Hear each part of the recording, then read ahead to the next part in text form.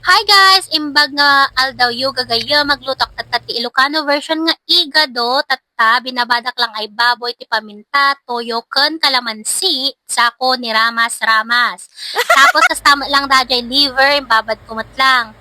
Tatakot nagprepare akong ti gulay ata ni carrots, patatas, laurel, green peas, tapos bell pepper, sibuyas ken bawang kan ay baboy nga pang main event. Inggisak, ajay, liver, matik na yung gisa, yung pritok pay lang. Tapos half cook lang. Tapos then gisakmot lang ay toy baboy.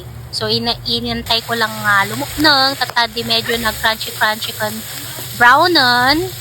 Ing gisakmot kan ajay bawang kan sibuyas.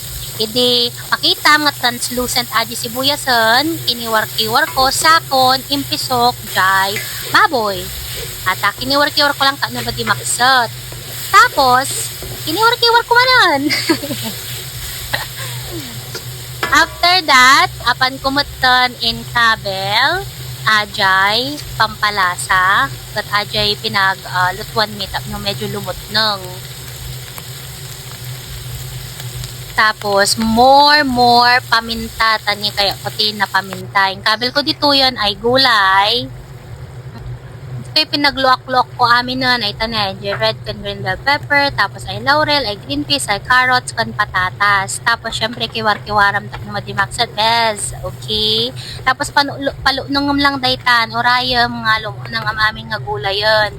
Tapos tinimplak mo tan itan, tinansyak ay lasa na ni kakti MSG, tapos yung pisok ko dajay liver yun, tapos suka, tapos adi yun, antayam lang nga lumunang, tapos serve mo, dayta manan.